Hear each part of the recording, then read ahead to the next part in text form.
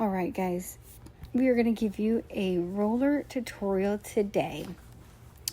Now, as you know, I have the Kitsch Hair by Chrissy rollers, and I think that these are the best rollers. I love them so much because I feel like they don't get stuck in your hair. I've used every kind of roller, and I really wanted a roller that wouldn't get stuck when you pull it out. And I think another good reason why they don't get stuck is because, as you can see, we take really small sections and we curl it really well with a Bioionic curling iron. We're using 1.5 inches because her hair is long and her hair does curl well. So because it does curl well and it's long, I definitely want to make sure that I'm not using too small of a roller because I don't want it to be like so curly.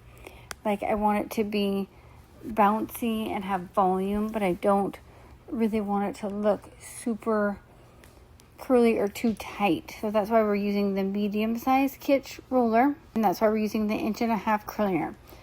Now, as you can see, we are rolling all of them back. We're starting in the crown and just taking small sections and rolling them down. And then once we finish the crown, then we're going to start on the top section. Again, rolling them all back and under, making sure you're heating up each section really good.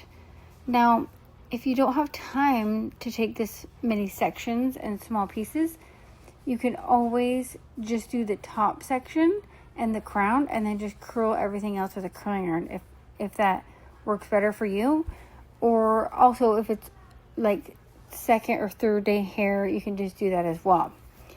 And as you can see, we're curling them all away from her face because you can do either one, but we've learned that sometimes if you curl the roller towards the face, it's hard to get it to go, when you brush it out, it's hard to get it to go away from the face and not look like it's super tight or too curly. Sometimes I feel like that's what it looks like when you roll it towards the face. Again, I can't emphasize enough, these are not hot rollers, so they definitely need like a curling iron or Dyson to help heat it up. That way it will hold. And she is heating it up super well. And she's heating it up evenly and making sure she pulls that all the way through the end. That way it can actually have volume and body and curl. Otherwise, if you don't put enough heat on each of those sections and you're kind of like just going fast through it, then it's not going to have the volume that you think it's going to have when you take them out, because they are not hot rollers. So they definitely need that heat to heat them up. With my client Rebecca, she has great hair, so her hair naturally holds the curl well. So that's why we're able to use the medium-sized roller and the bigger curling iron, because it does hold curl really well. So if you have hair that's more fine or straight or doesn't hold curl, then I suggest you use the smaller curling iron and maybe a smaller roller as well. Only because it just is harder to hold if the hair is more straight, or if the hair has just doesn't naturally have volume or naturally want to hold curl. So there is 3 sizes of rollers. There's small, medium, large.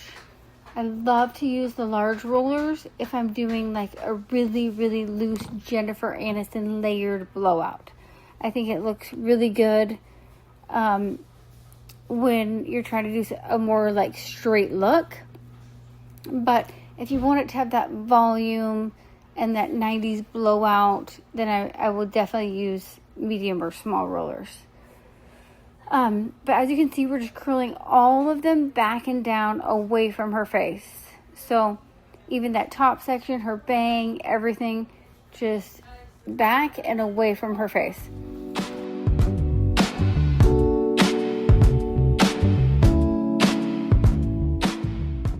So remembering that you want to make sure you put the tail of the ends, make sure you're wrapping it around the roller really good so it does all curl.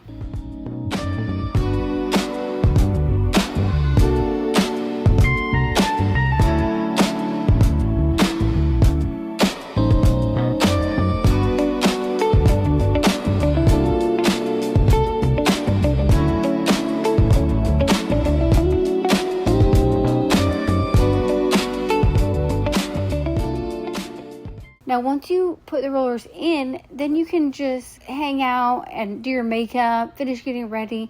I like to let them sit in at least 5 to 10 minutes. Longer the better.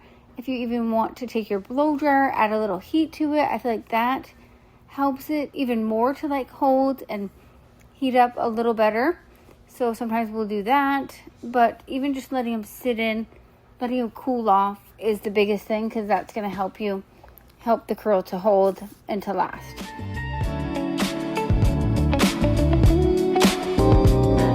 When you're taking the rollers out, you definitely want to twist the roller around, because that's going to make it hold the curl. See how we're twisting it around, not just pulling it out straight.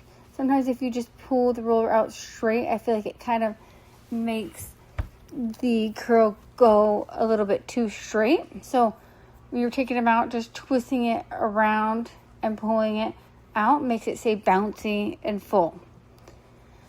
We always start taking them out from the bottom up, because then it's not getting all twisted in there or getting all matted together. We just start from the bottom, twist them out, and you can see how she kind of holds the base sometimes. If the hair is really long or she has extensions, we kind of hold that base in there.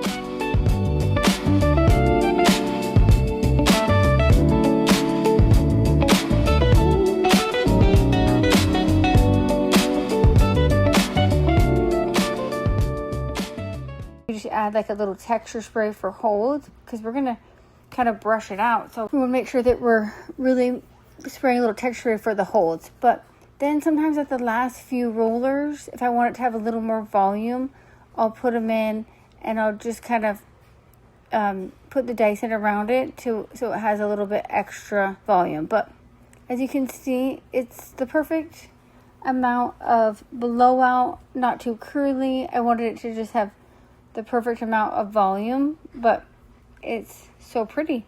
And I feel like it'll hold good for a few days.